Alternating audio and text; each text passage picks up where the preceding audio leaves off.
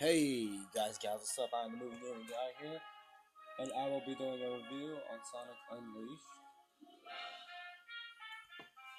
requested by Silver Sonic 234. So yeah, let's get started. So we're gonna talk about the story first. The story is pretty much that it's Dr. Eggman's in space, and Sonic realizes it, so he goes up in space with Doc. He goes up in space to fight Dr. Eggman, just like back in the old days. And as you can see, the intro has one of the most beautiful cutscenes. Like, look how beautiful this looks. Look how beautiful this CGI is. And then when you start the game, you see one of the most epic cutscenes ever. I mean, seriously. Anyone, even if you don't really like Sonic, yeah, admit this is pretty cool. Even if you don't like Sonic the Hedgehog. But then again, why are you even watching this video if you don't like him? So anyway, Sonic destroyed half of Eggman's spaceline, as you can see. And well, you can really tell by the cutscene.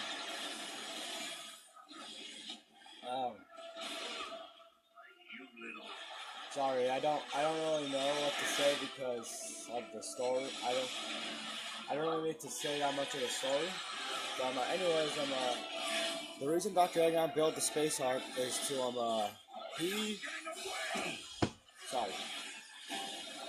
he was trying to split the world in half so he can unleash Dark Gaia. Because if he unleashes Dark Gaia, he'll be able to take over the world and make Eggman land. As you can see in this cutscene, Dr. Eggman has catched Sonic, but he turned supersonic, and now he will try to catch Eggman. As Eggman runs away, Supersonic will try to catch him. And it's just so beautiful. The thing that surprised me is how they were actually able to put this on a PS2. But I'm reviewing the 360 version, and I'm most likely going to review the 360 version only since I don't really like to get the same game, but on a different system. But since the Wii and PS2 version are different, I might get the PS2 version most likely because I'm not a huge fan of motion control. And then so in the cutscene, so back to the story. Dr. Eggman gets trapped in the corner, and Supersonic talks smack on him. And after that, Sonic starts talking smack on Eggman or Robotnik, whoever you like to call him, long enough to capture him and strip him out of his supersonic form. Due to that, he loses all the Chaos Emeralds, and he gains the ability of a Werehog. And Dark Gaia is unleashed, but not fully awoken, which is why he doesn't appear out of nowhere. And well, yeah.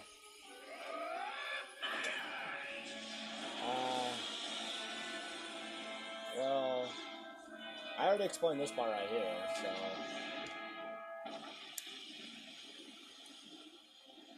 Well, I already explained what this whole cutscene is about, so if you want to see the rest of it, watch my Let's Play on the game. So that's pretty much the story. Blah. Sorry, I wasn't really prepared for this. I'll do better next time.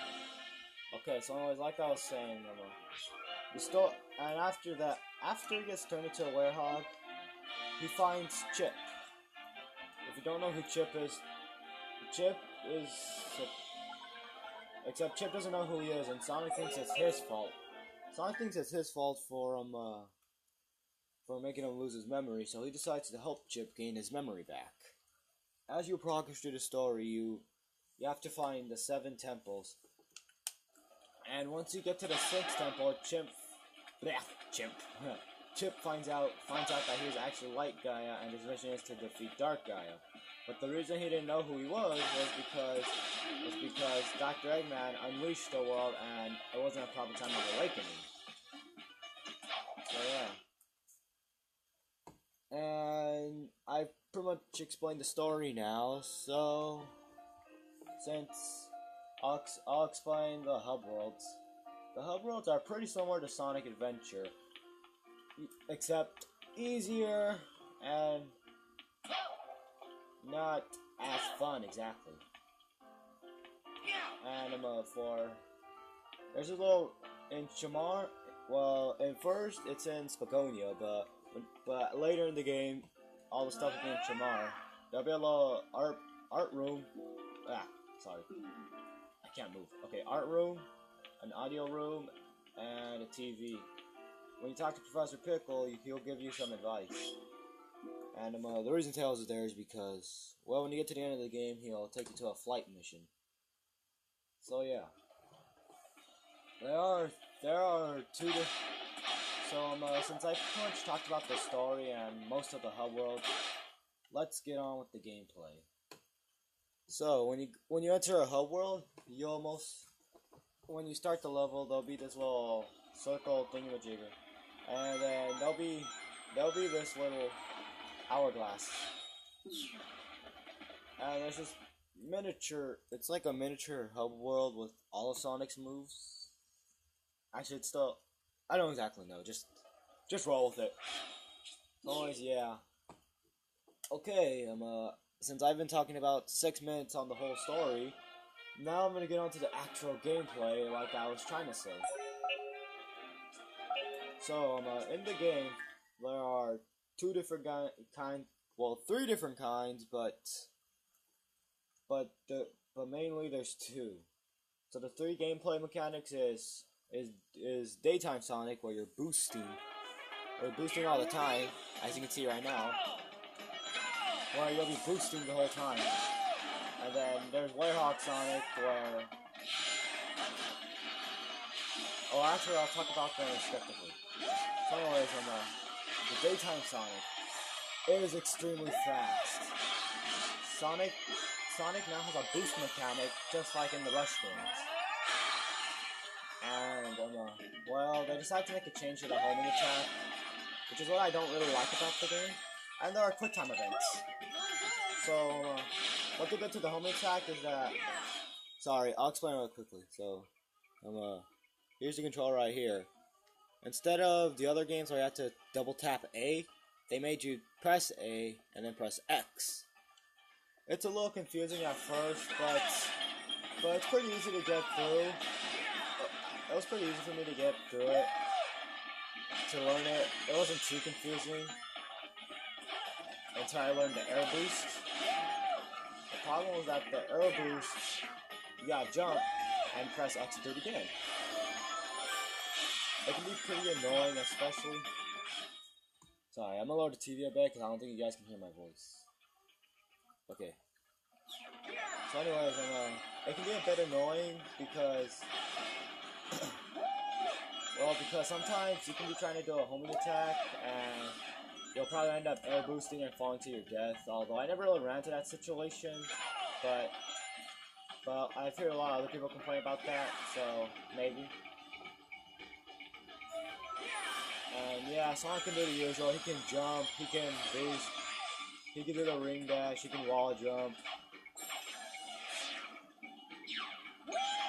And yeah, good homing attack. That's pretty much all. Okay? Oops.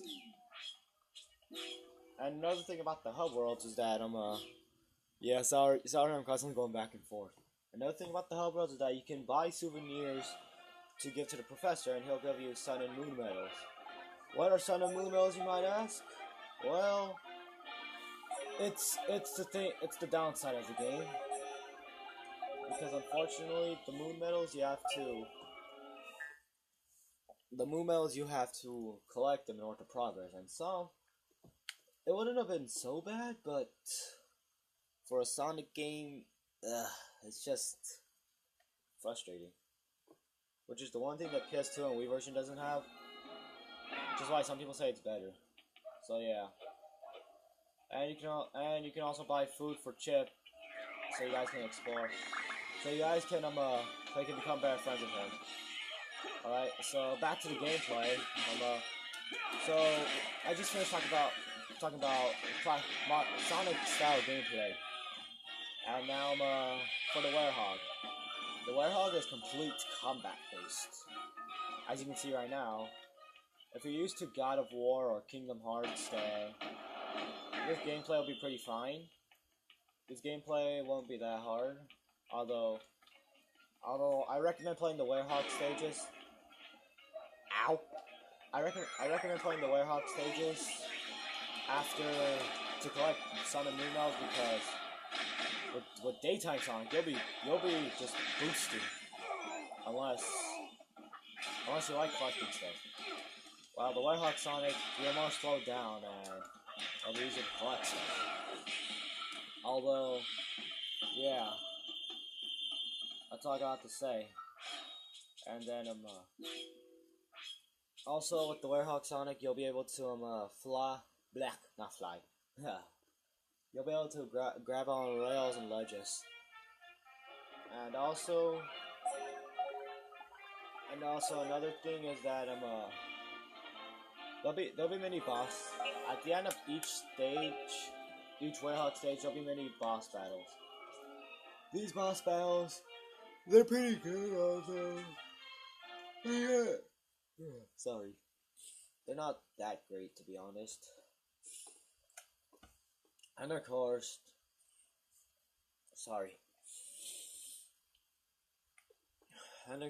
there's a daytime boss and a nighttime boss. Except for daytime Sonic, the bosses are just running straight forward and just hitting the enemy. There are different mechanics such as trying to dodge lasers or they'll be shielding themselves but they're all just the same. So yeah. So and the daytime bosses, while they are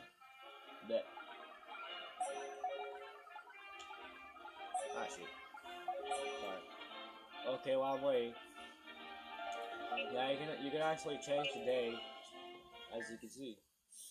The nighttime bosses are more fun to play than the daytime stages. Well, they're more potential, but they're a bit more frustrating, but they're not bad.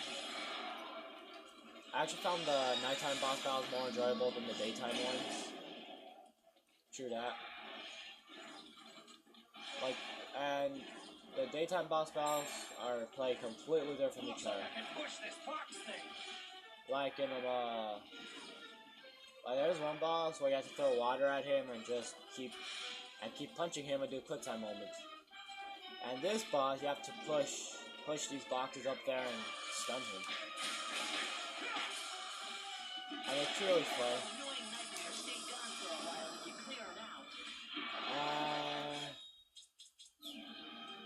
And every boss battle, or at least all the daytime boss battles, all the nighttime boss battles have a quick time moment. Like right here.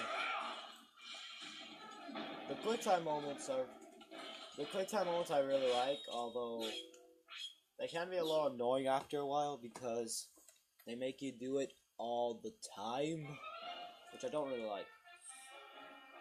Okay, so anyways, like I was saying, the third gameplay mechanic, although you only play it, although there's only 2 levels, but the other gameplay mechanic is the flying stages. The flying stages I love. They are fun to play. If you don't know what the the flying stages are, it's pretty much Sonic and Tails will be on the tornado. We'll be on the tornado, and what you gotta do is that the tornado will turn into a battle machine egg. What you gotta do, you gotta press the X, A, B, and Y button when they pop up to kill the enemies. Although be careful, cause if you press it and it doesn't pop up, you're gonna lose some energy. And if they hit you, you're gonna also lose. You're gonna lose your shield. If all your energy is gone, you won't be able to shoot. And if all your shield's gone, well, you die. And yeah, so that's the gameplay right there. Now let's talk about the graphics. The graphics, they are stunning. Well, actually not. Well, they're beautiful. Like this scene right here. This is just nice. I mean, seriously. Look how beautiful the clouds look and everything. Although, as great as the graphics are, it can be a little choppy at times, especially on the Werehog stages. Although, if you have a 360, that can probably easily be fixed just by like installing it. Although for the PS3, maybe you could. The PS3, you need to like install the drive or something. I don't exactly know. I saw it in a comment on YouTube on a Some Call Me Johnny review of this game. And you can do combos and stuff. Alright, I talked about the story, the gameplay, the graphics, and the boss battles. Now, we're gonna talk about the music. And, you know what? Every Sonic game. And the one thing you can rely on in every Sonic game, no matter how bad it is, you can always rely on the music. Watch. The music is probably one of the best. It's not the best, but it's not the best music, but it's still really good music. Especially considering how they have, like, I really like the lighthearted tones, especially on the Rooftop Run. So, yeah. And like I said, the main theme, Endless Possibilities, is one of the best Sonic songs they ever come up with. Rooftop Run is one of my favorite levels in the game. And oh my god. Endless Possibilities instrumental is just... wow. Just listen to that. If you can't hear it.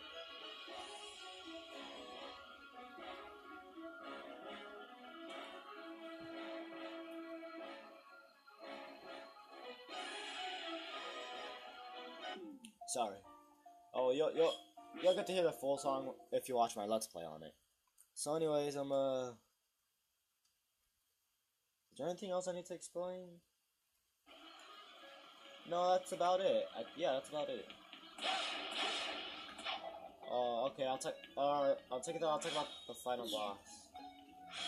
So anyways, in the final boss, what you must do is that, by the way, spoiler alert, so yeah, the final boss is pretty much Dark Gaia. And, well, I don't really like the boss battle. I don't really like the final boss that much. A lot of people on YouTube say the final boss is easy, but how is it easy? I mean, seriously. People say the Wii version is hard, but it looks pretty easy to me. I mean, in the Xbox version, what you gotta do is, for the final boss, you gotta constantly boost while watching out for the meteors attacking you. And then after that, you gotta do quick time moments attacking Dark Gaia. And then after that, you gotta play as Daytime Sonic, and you gotta quickly boost and do platforming, or else you die, and that's it.